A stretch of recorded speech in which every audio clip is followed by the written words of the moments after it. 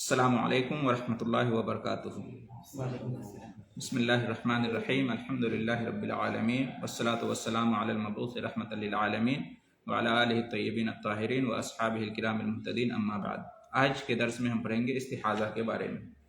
استحاضہ، ہاں، ایک ہوتا ہے حیض اور ایک ہوتا ہے نفاس، دونوں کا بیان ہو چکا ہے، اور ایک تیسرا خون ہوتا ہے جس کو کہتے ہیں استحاضہ۔ یہ بھی عورت کی شرمگاہ سے خارج ہوتا ہے، رحم سے، جہاں سے حیض کا خون خارج ہوتا ہے، نفاس کا خون، وہیں سے یہ بھی خارج ہوتا ہے، یعنی شرمگاہ سے، رحم سے، بچہ دانی سے۔ لیکن استحاضہ کا جو خون ہوتا ہے وہ یہ ایک بیماری ہے، سمجھیے، یہ ایک مرض ہے، یہ ایک بیماری ہے، ہر ایک عورت کو نہیں آتا ہے، کچھ کو آتا ہے، کچھ کو نہیں آتا ہے، ٹھیک ہے۔ تو یہ ایک رگ ہوتی ہے، ٹھیک ہے، شرمگاہ میں، بچہ دانی میں، وہ رگ پھٹ جائے تو یہ خون جاری ہونا شروع ہو جاتا ہے، ٹھیک ہے۔ تو یہ ہے استحاضہ کا خون۔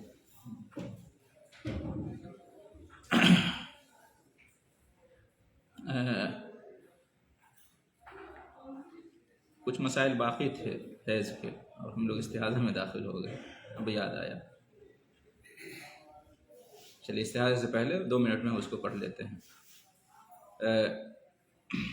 حیض کا خون جو ہے نا، آنا جب بند ہو جائے ہر مہینے میں، تو اس کے بعد کیا واجب ہوتا ہے؟ غسل کرنا واجب ہے، تبھی وہ پاک ہوگی عورت۔ جب تک غسل نہیں کرے گی وہ پاک نہیں ہوئی۔ ایسا نہیں کہ حیض آنا بند ہو گیا تو اب نماز شروع کر دے، روزہ شروع کر دے، ہم بستری شروع کر دے، نہیں، جب تک کہ وہ غسل نہیں کرے گی طہارت اس کو حاصل نہیں ہوگی۔ قرآن میں اللہ تعالیٰ نے جو فرمایا ہے، فَاعْتَزِلُوا النِّسَاءَ فِي الْمَحِيضِ وَلَا تَقْرَبُوهُنَّ حَتَّى يَطْهُرْنَ، ہے نا، کہ ہم بستری نہیں کر سکتے حیض کی حالت میں جب تک کہ پاک نہ ہو جائے، جب تک کہ پاک نہ ہو جائے۔ پاک کیسے ہوگی؟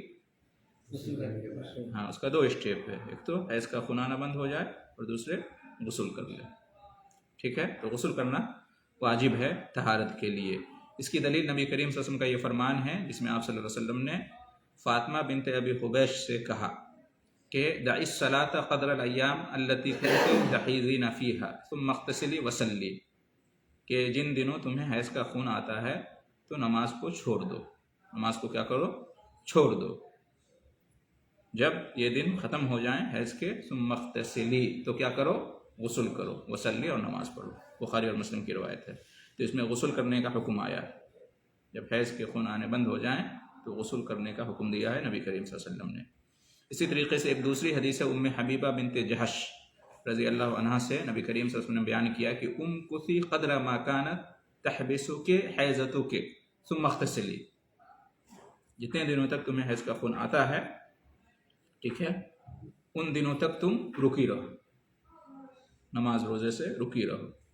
جب وہ دن ختم ہو جائے تو پھر کیا کرو؟ غسل کرو۔ یہ صحیح مسلم کی روایت ہے۔ تو اس سے معلوم ہوا کہ حیض کا خون جو ہے آنا جب بند ہو جائے ہر مہینے عورت کو، تو اس کے بعد غسل کرنا کیا ہے؟ واجب ہے۔ اسی طریقے سے جب حیض آنا شروع ہو جائے کسی لڑکی کو، تو اس کا مطلب یہ ہے کہ اب وہ بالغ ہو گئی۔ پہلی بار لڑکی کو اگر حیض آئے تو اس کا مطلب اب وہ بالغ ہو گئی۔ حیض کا آنا یہ بلوغت کی پہچان ہے لڑکی میں۔ لڑکی کے لیے، لڑکی کے بالغ ہونے کی کوئی عمر نہیں ہے، لڑکا کے بالغ ہونے کی بھی کوئی عمر نہیں ہے، نشانیاں ہیں، نشانیاں ظاہر ہو گئیں، لڑکا ہو یا لڑکی تو گویا کہ سن بلوغت کو پہنچ گئے۔ یہاں پہ لڑکی کا معاملہ ہے کہ لڑکی بالغ کب ہوتی ہے، اس کی بھی کچھ نشانیاں ہیں۔ اس میں سے ایک نشانی کیا ہے؟ حیض کا خون آنا شروع ہو جائے، چاہے وہ 9 سال کی عمر میں ہو یا اس سے پہلے یا اس کے بعد۔ تو بلوغت کی پہچان ہے حیض کا آنا۔ اسی طریقے سے حیض سے متعلق ایک بات یہ بھی ہے کہ حیض جو ہے اس کے ذریعے سے عدت کا جو وقت ہوتا ہے وہ شمار ہوتا ہے۔ حیض کے ذریعے سے اگر کسی نے اپنی بیوی کو طلاق دے دیا، ٹھیک ہے، تو اس کی عدت ہے نا، عدت کیا ہے؟ عدت کیسے؟ حیض سے حیض کے ذریعے سے اس کی عدت کے دن جو ہے نا وہ متعین ہوتے ہیں. 3 حیض گزارنے پڑیں گے، جس کو 3 مہینہ کہہ دیتے ہیں، لیکن اصل میں کیا ہے؟ 3 حیض ہے. قرآن میں اللہ تعالیٰ نے ارشاد فرمایا والمطلقات یتربصن بانفسہن 3 قروء، سورہ بقرہ کی روایت ہے کہ طلاق شدہ عورتیں عدت گزاریں گی کب تک؟ 3 حیض تک رکی رہیں گی. اسی طریقے سے یہ جو عدت کا جو معاملہ ہے کہ حیض کے ذریعے سے عدت کے ایام جو ہے نا پورے کیے جاتے ہیں، تو اسے ایک بڑا فائدہ کیا ہوتا ہے کہ اس سے یہ معلوم ہو جاتا ہے کہ عورت جو ہے نا کیا ہے؟ حمل سے نہیں ہے. ٹھیک ہے، حمل سے نہیں ہے یہ معلوم ہوتا ہے. استبراء رحم ہو جاتا ہے، حیض آ گیا تو اس کے بعد پھر اب جو ہے کیا وہ نکاح کر سکتی ہے دوسری جگہ. تو یہ حیض سے متعلق کچھ باتیں تھیں. استحاضہ میں ہم آئے تھے، تو استحاضہ کا مطلب جیسا کہ بتایا کہ یہ عورت کو ناوقت یہ خون آتا ہے. یہ خون جو ہے نا استحاضہ کا خون عورت کو ناوقت آتا ہے، اور یہ خون جو ہے نا شدت سے بہتا ہے. جیسے ناک کا خون نکسیر ہوتی ہے نا، شدت سے خون بہتا ہے یا زخمی ہو گئے، تو اسی طرح سے یہ خون جو ہے نا فوارہ بن کے بہتا ہے. ٹھیک ہے، اور یہ ناوقت ہوتا ہے، اور اس کی وجہ کیا ہوتی ہے؟ رگ کا پھٹ جانا. ٹھیک ہے، اور یہ جو ہے نا شرمگاہ کے ذریعے سے خارج ہوتا ہے. اصل خون کہاں سے آتا ہے؟ رحم سے، بچہ دانی سے. ٹھیک ہے. اچھا، استحاضہ کے خون کی صفت کیا ہے؟ کیفیت کیا ہوتی ہے؟ نہیں، کیفیت مطلب کیسے پہچانیں گے کہ یہ استحاضہ کا خون ہے؟ ہاں، حیض کے خون سے الگ ہوتا ہے. حیض کے خون میں ہم نے کیا جانا تھا؟ وہ عام طور سے کالا مائل ہوتا ہے، سیاہ مائل ہوتا ہے، بدبودار ہوتا ہے، گاڑھا ہوتا ہے. ٹھیک ہے، جبکہ یہ جو ہے نا استحاضہ کا خون گاڑھا نہیں ہوتا ہے، پتلا ہوتا ہے. ہاں، نارمل خون کی طرح ہوتا ہے، اور بدبودار بھی نہیں ہوتا ہے. پتلا ہوتا ہے، بدبودار بھی نہیں ہوتا ہے. اور یہ لال ہوتا ہے، سرخ ہوتا ہے، اس لیے کہ یہ بالکل خون ہے. جیسے اور خون ہوتا ہے ویسے یہ خون ہوتا ہے. یہ حیض کا خون نہیں ہے. تو یہ استحاضہ کا خون ہوتا ہے. اس کا حکم کیا ہے؟ استحاضہ کا خون آئے تو حیض کے جو احکام ہیں وہ احکام لاگو نہیں ہوں گے. استحاضہ کے خون آنے پر حیض کے جو احکام ہیں وہ احکام لاگو نہیں ہوں گے. مینس نماز، روزے اور ہم بستری سے منع نہیں کیا جائے گا. نماز بھی پڑھے گی، روزہ بھی رکھ سکتی ہے، اور ہم بستری بھی جائز ہے. اسی طرح سے مسجد میں جانا، ٹھہرنا، خانہ کعبہ کا طواف کرنا، اور جو بھی بتائے گئے ہیں یہ سب کیا ہے؟ جائز ہے، منع نہیں ہے. حیض کی حالت میں جن چیزوں سے منع کیا جاتا ہے شریعت کی طرف سے، استحاضہ کی حالت میں سب جائز ہے، منع نہیں ہے. پاکی کی حالت میں جو کام کر سکتی ہے وہ سب وہ کر سکتی ہے. اس لیے کہ آگے آ رہا ہے استحاضہ کی حالت میں بھی عورت گویا کہ پاک ہی رہتی ہے. حیض کی حالت میں عورت ناپاک ہوتی ہے، لیکن استحاضہ کی حالت میں عورت پاک ہے. جیسے عام عورت پاک ہوتی ہے نا جب حیض کے ایام نہیں ہوتے، اسی طرح سے یہ عورت بھی پاک مانی جائے گی استحاضہ کی حالت میں بھی. ٹھیک ہے، اس کا یہ حکم ہے. دلیل اس کی کیا ہے؟ فاطمہ بنت ابی حبیش کی روایت ہے، ان کا قصہ ہے کہ نبی کریم صلی اللہ علیہ وسلم کے پاس وہ آئیں اور انہوں نے کہا کہ اللہ کے رسول صلی اللہ علیہ وسلم انی امرأۃ استحاض، میں ایک ایسی عورت ہوں جس کو استحاضہ کا خون آتا ہے. فلا اطہر، میں پاک نہیں ہو پاتی ہوں. اپنی سمجھ کے مطابق انہوں نے کہا استحاضہ کا خون آتا ہے تو میں پاک نہیں ہو پاتی. افادع الصلاۃ، تو کیا میں نماز چھوڑ دوں اس حالت میں؟ تو نبی کریم صلی اللہ علیہ وسلم نے فرمایا کہ لا، نہیں، انما ذالک عرق، یہ ایک رگ کا خون ہے. ٹھیک ہے، ولیس بحیض، یہ حیض کا خون نہیں ہے. یہ صحیح بخاری اور مسلم کی روایت ہے. تو اس حدیث سے کیا معلوم ہوا کہ استحاضہ کا خون جب آئے تو اس کی وجہ سے نماز عورت نہیں چھوڑ سکتی. نماز اس پر فرض رہے گی، نماز اس کو ادا کرنا ہے، کیونکہ یہ حیض کا خون نہیں ہے. دوسری اسی میں ہے کہ فَإِذَا أَقْبَلَتِ الْحَيْضَةُ فَدَعِ الصَّلَاةَ، جب حیض آئے تو نماز چھوڑ دو، ٹھیک ہے. وَإِذَا أَدْبَرَتْ، اور جب حیض چلا جائے، فَاغْسِلِي عَنْكَ الدَّمَ، تو خون صاف کرو، ثُمَّ صَلِّ، اور پھر نماز پڑھو، ٹھیک ہے. خون صاف کرے گی، غسل کرے گی، اس کے بعد نماز پڑھنا شروع کرے گی. عام طور سے استحاضہ کا خون جو ہے نا وہ کہتے ہیں کہ حیض کے خون کے بعد ہی ہوتا ہے، حیض کے دنوں ہی میں ہوتا ہے، یا حیض کے ختم ہونے کے بعد بھی وہ جاری رہتا ہے. عام طور سے ایسا ہوتا ہے استحاضہ کے خون میں.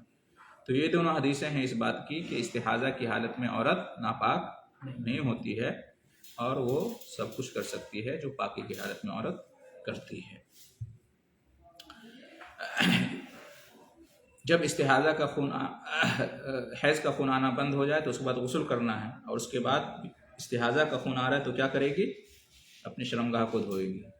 اپنی شرمگاہ کو، اس لیے کہ نماز پڑھنا ہے نا، تو کیا کرے گی؟ اپنی شرمگاہ کو دھوئے گی، اور شرمگاہ کے اوپر جو ہے کپڑا وغیرہ رکھ لے گی اور اچھی طرح سے باندھ لے گی. اس لیے کہ نماز پڑھنا ہے تو خون نہ گرے تو بہتر ہے، ٹھیک ہے. اور آج کل تو ہاں پیمپرس وغیرہ ہے، اس کا استعمال کر بہت آسان ہے آج کل، ٹھیک ہے، تاکہ خون نیچے نہ گرے.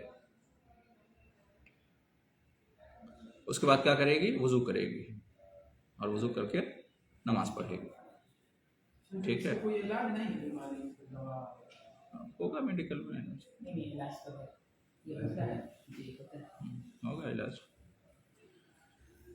تو وضو کرے گی، ٹھیک ہے. جیسے ظہر کی نماز کا وقت آیا تو وقت داخل ہونے کے بعد کیا کرے گی؟ وضو کرے گی اور نماز پڑھے گی، ٹھیک ہے. سنت، فرض، پھر سنت. ہر نماز کے لیے الگ سے وضو نہیں کرے گی کہ سنت پڑھ لیے تو فرض کے لیے پھر وضو کرو، فرض پڑھ لیے تو پھر سنت کے لیے وضو کرو. ایسا کرنے کی ضرورت نہیں، ایک ہی وضو کرے گی، اس سے سب نماز پڑھ سکتی ہے اس وقت کی، ٹھیک ہے.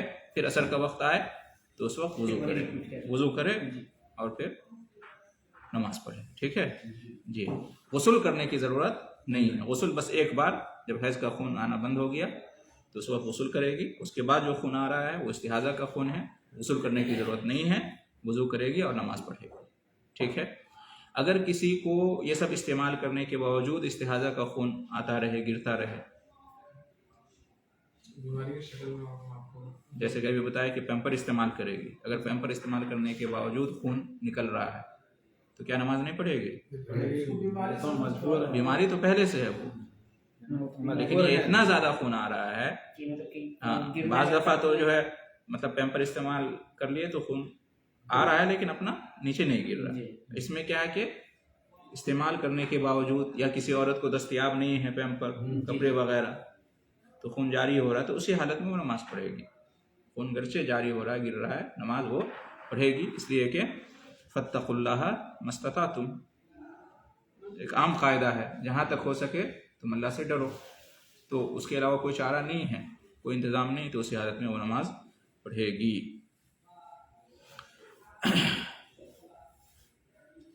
ایک روایت ہے کہ اعتکفت مع رسول اللہ صلی اللہ علیہ وسلم امرأۃ من ازواجہ، کہ ایک بار نبی کریم صلی اللہ علیہ وسلم کی بیویوں میں سے ایک بیوی آپ صلی اللہ علیہ وسلم کے ساتھ اعتکاف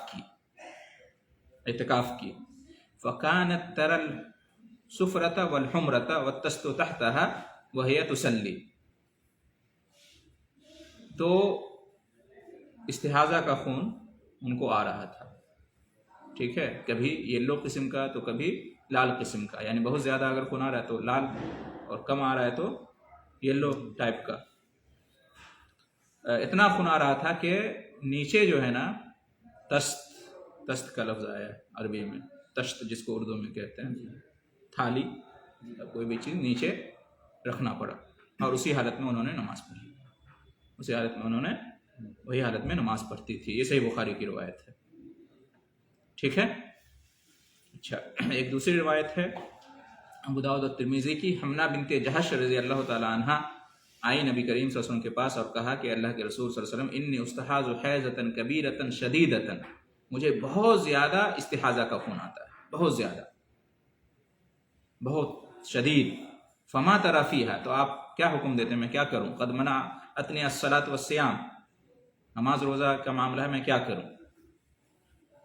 मसला पूछने आई, नमाज रोज़ा से मैं रुक जाऊं या क्या करूं? तो नबी सल्लल्लाहु अलैहि वसल्लम ने क्या फरमाया कि अन ओतो लकल कुरसुफ, मैं मशवरा देता हूं तुम्हें कि कुरसुफ इस्तेमाल करो, यानी तुम्हें नमाज पढ़ना है, कुरसुफ इस्तेमाल करो और नमाज पढ़ो। कुरसुफ कहते हैं खुतन को, कपड़ा, कपड़ा समझ लें, उसको रखो और उसी हालत में तुम नमाज पढ़ो।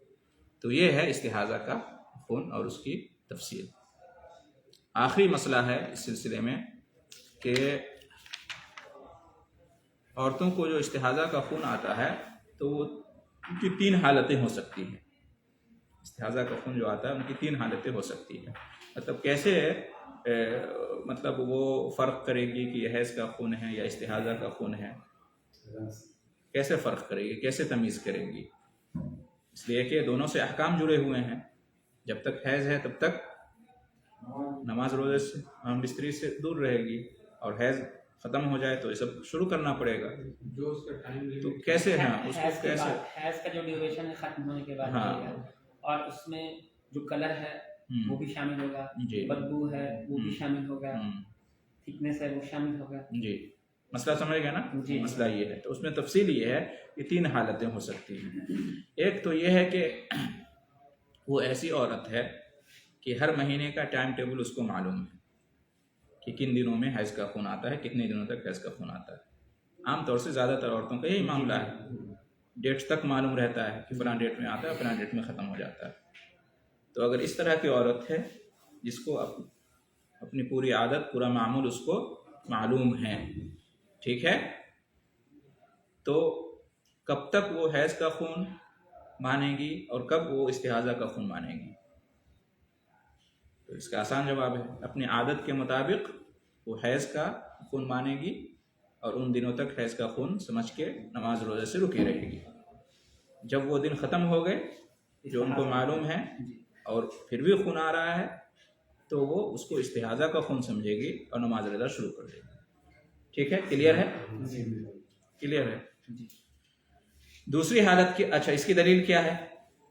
इसकी दलील वही हदीस जो गुजरी फातिमा बिनते अबी हुबैश की और उम्मे हबीबा बिनते जहश की, दोनों के साथ यही मामला था, उनको इस्तिहाज़ा का खून आ रहा था।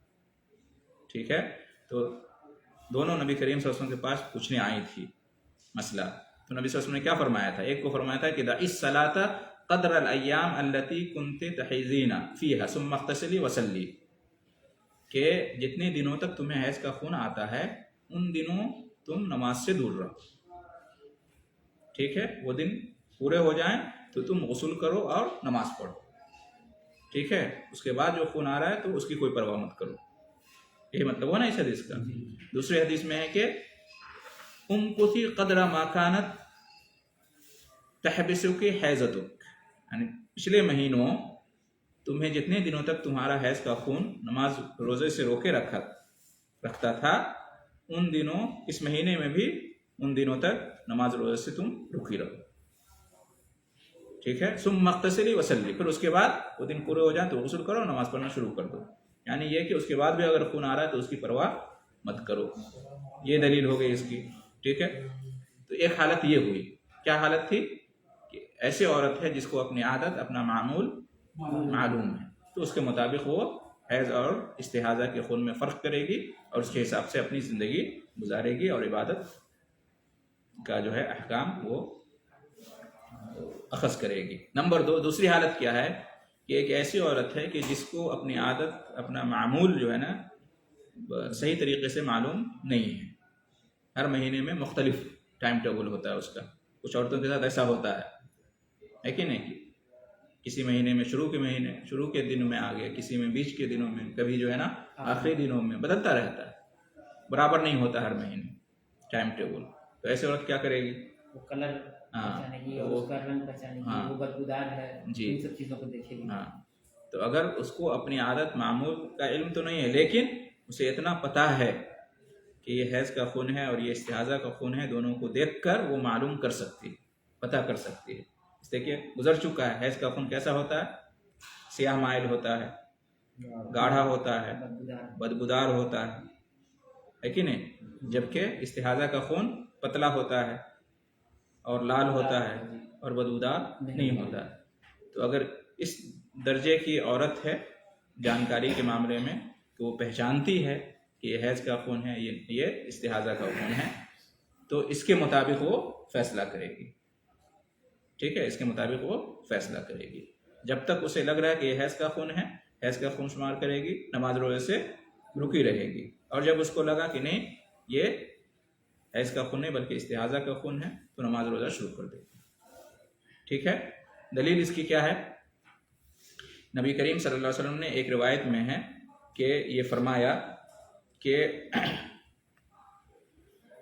فاطمہ بنت ابی حبیش سے کہا کہ اذا کان دم الحیض فانه اسود، جب حیض کا خون آتا ہے تو کالا ہوتا ہے، ٹھیک ہے، یعرف، پہچانا جاتا ہے کہ حیض کا خون ہے، فامسکی عن الصلاۃ، تو نماز سے رکی رہو، فان کان الاخر، لیکن اگر دوسرے ٹائپ کا خون ہے، فتوضئی وصلی، تو وضو کرو اور نماز پڑھو، یہ سنن ابو داؤد کی روایت ہے۔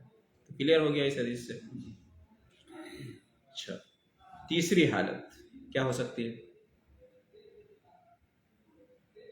ایسی عورت ہے جس کو اپنی عادت اور معمول بھی معلوم نہیں ہے، اور وہ حیض اور استحاضے کے خون میں فرق بھی نہیں جانتی ہے، نہیں کر سکتی اتنا فرق۔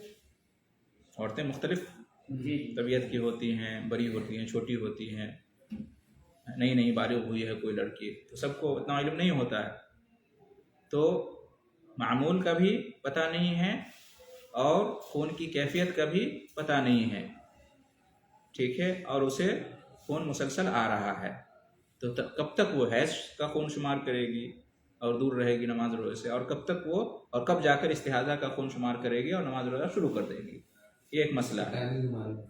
ہاں، ٹائمنگ بھی نہیں معلوم ہے، اور رنگ سے بھی اس کو اور بو سے بھی اس کو پتہ نہیں چلتا ہے، تو ایسی صورت میں کہتے ہیں کہ 6 یا 7 دنوں تک حیض کا خون شمار کرے گی اور اس کے بعد استحاضہ کا خون شمار کرے گی۔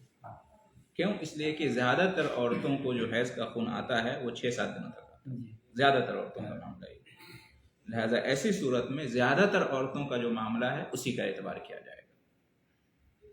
6 یا 7 دن حیض کا خون شمار کرے گی اور باقی استحاضہ کا خون شمار کر کے نماز روزہ شروع کر دے گی، ٹھیک ہے۔